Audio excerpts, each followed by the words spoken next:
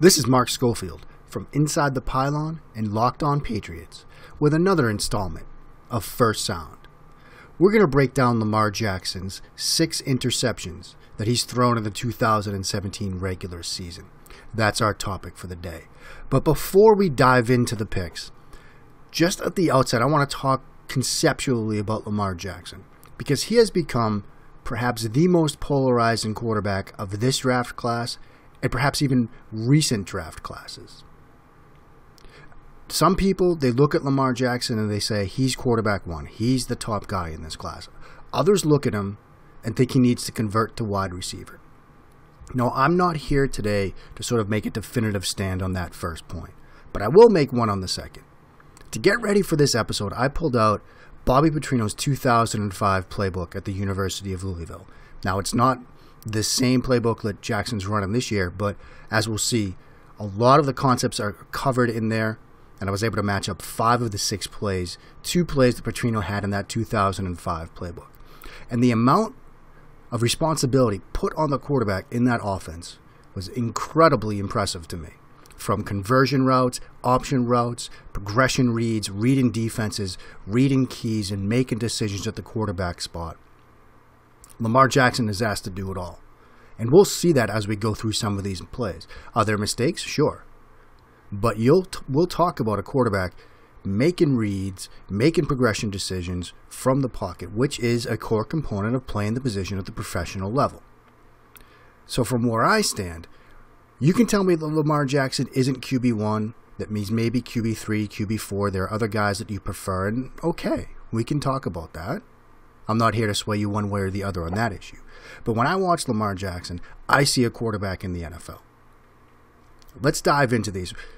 Taking these in chronological order as we've done with Baker Mayfield this year, with Sam Darnold this year, with Deshaun Watson last year. We're going to start with an interception he throws against Clemson. It's 2nd and 13, early in the third quarter. Louisville needs points here. They're down 12. What we're going to run on this play, out of Petrino's playbook, it's a play.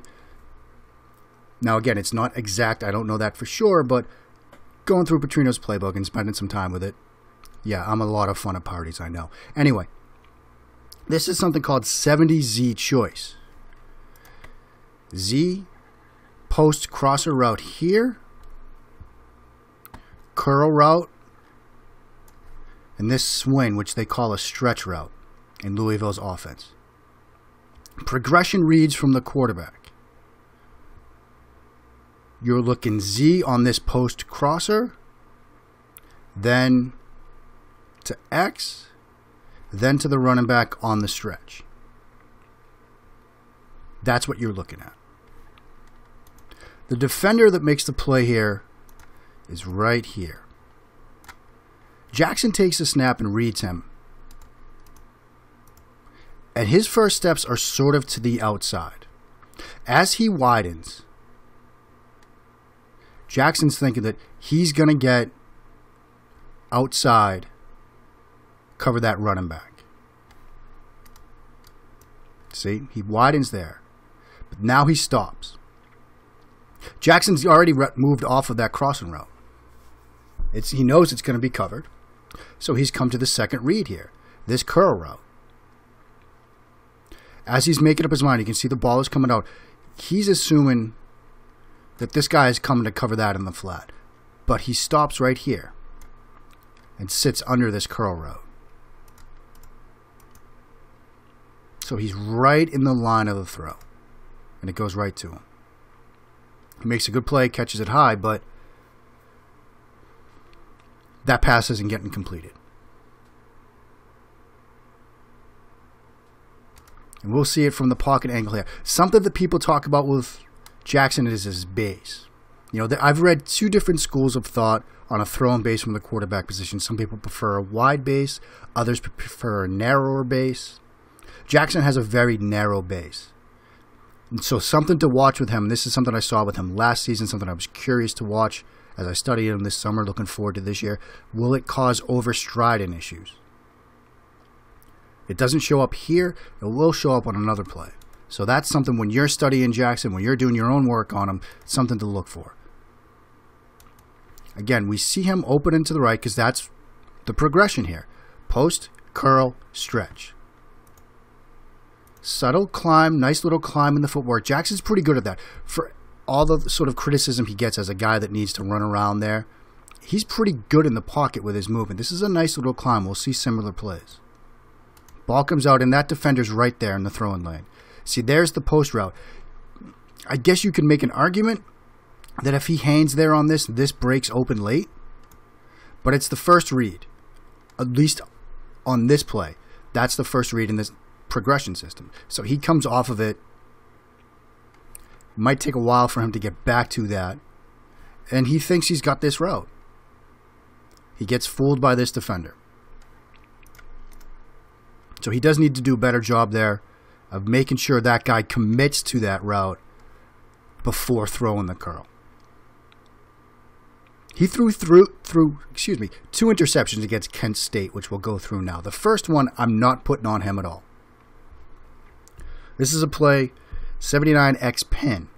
Sometimes you hear pin, that tag, post in route, sometimes called the Mills concept. Here it's a dagger concept, which is a vertical or seam route combined with an in route or a dig.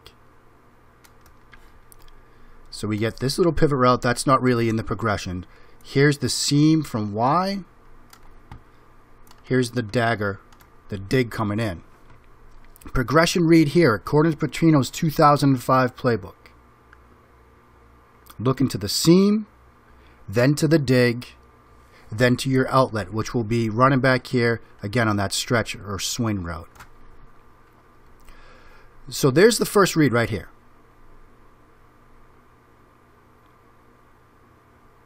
Now, context of the situation, 21-0, midway second quarter, it's 3rd and 8. You might think right now, this route's open, let's throw it. But as we run through it here, we'll see Y looking for the ball. Here comes that dig. Jackson throws the dig route.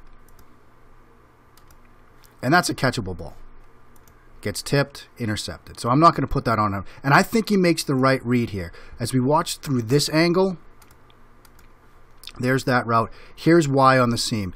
You can make this throw if you want. I think it's covered pretty well. I agree with Jackson coming off the seam route. There's one defender. You'll see a safety rotate over again. Here's that dig route coming open underneath it. Here's the defender in coverage. This is open. So I agree with the decision here. Again, there's that safety coming over late. So this would have been a tough throw. I mean, he can make it. Had he thrown that, I think you could give him credit for it.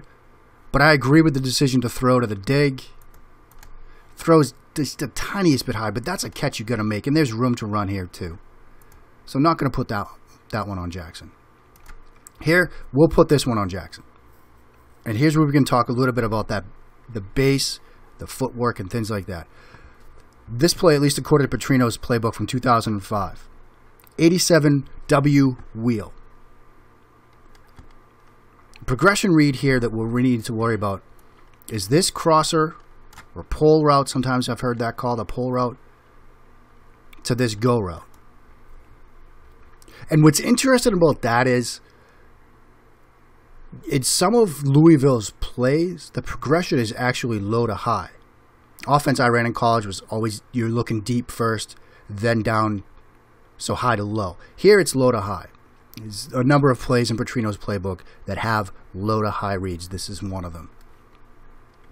This is the first read. This is the second read. This crossing route here is open. Jackson just misses it. See, he's getting behind the linebackers. That's what you want to do. See, right there. That's the narrow base. Now we can figure out, we can decipher if he overstrides here, but he does overthrow it. And it's picked. And that's the cornerback peeling off that vertical route. So now let's just look at the footwork here. I like the drop. Step, cross, step, hitch and get ready to throw. I like that. The footwork I think is pretty good. I don't think he overstrides here. I think he just misses it. But that's one that either way we got to put it on him. 2nd and 10 against NC State. Late in the game, 3:20 left. Down 7, need a drive. What's the play call here? Near as I can tell, it is 70-80 double hook. Against cover 2, these are supposed to be comeback routes on the outside. But against cover 2 looks, they get converted to goes. That's what we'll see. These inside routes here, from Y and from W, these are hook routes which the receiver will read and find grass. As Petrino calls it, you can hook in, you can hook out, you can break out. You can hook in, you can hook out, you can break out. So it's basically like an option route. And the read here for the quarterback is inside to out, dependent on middle linebacker movement. Well, what do we see from the defense? We see Tampa 2. Too high look, middle linebacker dropping.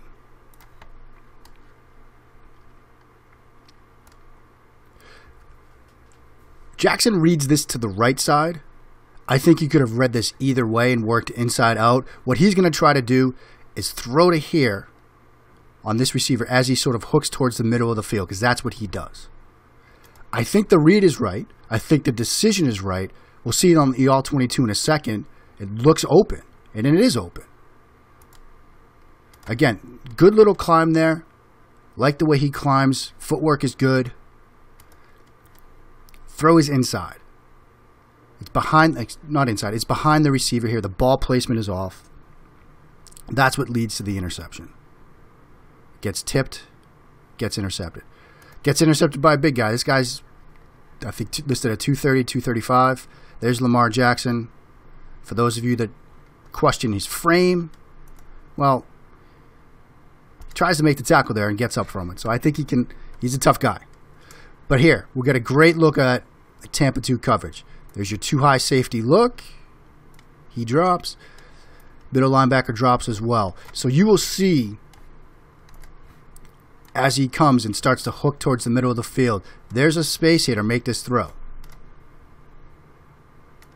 See, that's where he's going to work towards. This guy sees the inside leverage here on his hook route, so he basically hooks out. This guy has inside leverage against his defender, so he hooks in. Just need a better ball. You throw it here, you maybe pick up the first down, keep the drive alive, and get a chance to go down the field and tie this game up. But see how he has to stop, the throw's behind him, allows this defender to tip it, and this guy comes over for the pick. So you need a better throw there. Now we can talk about a play against BC. Situation, 3rd and 8, near midfield, late third quarter, down 7, need a play. What do we run, Coach Petrino? We run Lima 92Y. Lima is the pass protection L, slid to the left. 92, tosser, or double slant.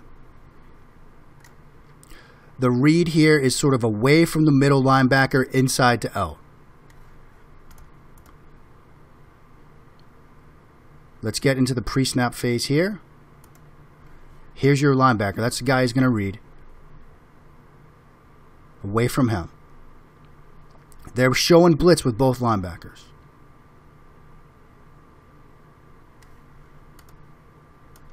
They both drop. This is his read linebacker, so he comes left. Excuse me, right. To his right. Inside to out.